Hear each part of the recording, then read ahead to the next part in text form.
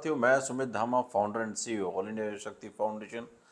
साथियों, क्या आप जानते हैं कि हर कार्य को करने का एक तरीका होता है। तरीके से कार्य करने पर समय और ऊर्जा दोनों की बचत होती है और कार्य भी सफलतापूर्वक होता है। इसी प्रकार से पढ़ने का भी एक उचित तरीका होता है। वह कौन से तरीके हैं, आइए हम अपनी इस वीडियो में चर्चा करते हैं। पढ़ने की सही जगह। साथियों, आप सभी जानते हैं कि बच्चे हमारी आंखों के सामने कभी बेड पर बैठकर पढ़ते हैं, तो कभी सोफ़े और टेबल को इस्तेमाल करते हैं पढ़ाई के लिए, या कभी ज़मीन पर भी बैठ जाते हैं और हम उसको नज़रअंदाज करते हैं। लेकिन साथियों, ये एक बहुत ही भयंकर बीमारी है। वो कैसे है, मैं आपको बताता हूँ। यदि बेड पर बैठकर पढ़ते हैं तो बच्चों की आप देखोगे तो बच्चे आड़े तिरछे बैठकर पढ़ाई करते हैं, जिससे कि उनकी बैकबोन में भी दिक्कत आ सकती है। दूसरी बात है कि किताब की और उनकी आंखों की दूरी बहुत कम हो जाती है, जिससे कि आइज़ में भी इफेक्ट आता है। तीसरी और सबसे बड़ी बात, उनका जो पढ़ाई का जो समय है वह भी घट जाता है। जहाँ टेबल और चेयर पर बैठकर बच्चा 30-40 मिनट 1 घंटा आराम से बैठकर पढ़ सकता है, वहीं पर यदि बेड पर बैठकर पढ़ता है तो वही बच्चा 15 मिनट में उसको नींद आने लगती है। अगर वह ज़मीन पर बैठता है तो आंखों की दूरी बढ़ जाती है, तब भी उस पर जोर पड़ता है आंखों पर जो है।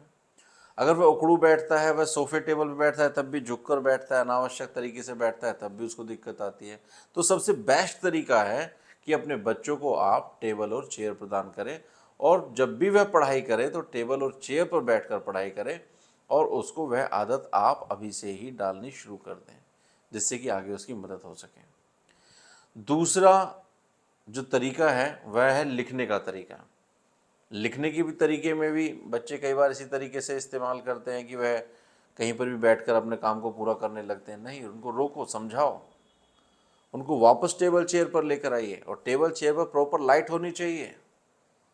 टेबल लैंप लेकर आइए, टेबल लैंप नहीं है तो कमरे के अंदर प्रॉपर लाइट होनी चाहिए, जिससे कि उनकी आंखों की रोशनी पर फर्क ना पड़े।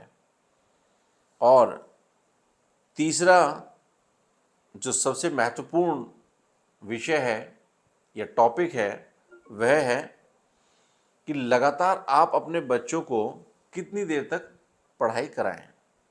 किसी को भी लगातार 40 मिनट से अधिक पढ़ने पर थकान होने लगती है। इसका कारण है कि दिमाग की जो कोशिकाएं हैं, न्यूरॉन्स, शुरू में 40 मिनट में जो है काफ़ी एक्टिव रहते हैं, तो बच्चा पूरा तरोताजगी से, पूरे एनर्जी से उसको पढ़ पाता है, समझ पाता है। लेकिन जैसे ही 40 मिनट से ऊपर अगर आप उसको पढ़ाना शुरू करें या वो पढ़ना लगातार शुरू करें, तो कोशिकाएं कहीं ना कहीं संकीर्ण होती हैं और वह स्तर पढ़ाई का नहीं रह पाता जो शुरुआत के 40 या 45 मिनट तक पढ़ाई का स्तर रह पाता है।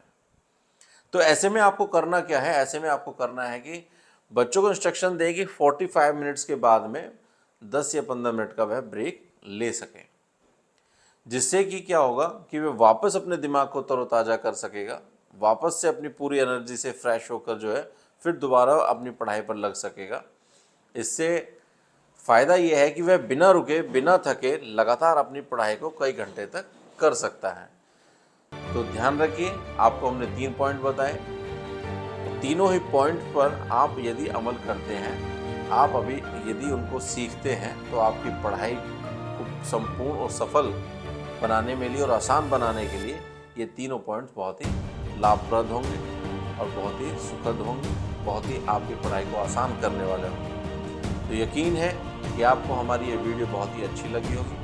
यदि आपको हमारी ये वीडियो अच्छी लगी हो तो आप हमें कमेंट बॉक्स में मैसेज अवश्य करें। अगली वीडियो आप हमारी किस टॉपिक पर चाहते हैं, किस समस्या पर चाहते हैं, तो वह भी हमें कमेंट बॉक्स में लिखें। बार बार हमारे YouTube चैनल पर आकर हमारी सभी वीडियो को प्रेमपूर्वक देखने के लिए आप सभी का हृदय की गहराइयों से बहुत बहुत धन्यवाद।